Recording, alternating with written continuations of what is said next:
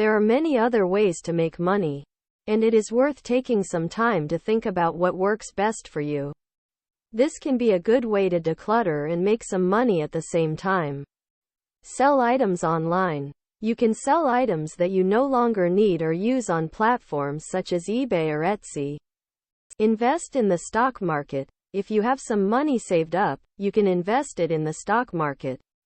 This can be a good way to make money over the long term.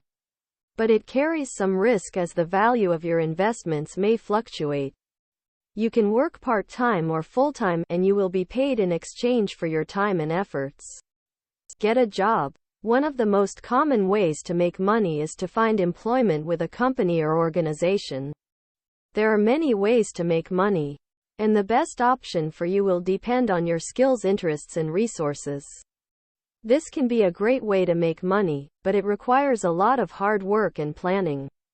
Here are a few ideas to consider. Start a business. If you have a good idea for a product or service, you can start your own business.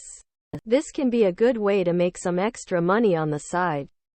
Rent out a room. If you have a spare room in your home, you can rent it out on platforms such as Airbnb.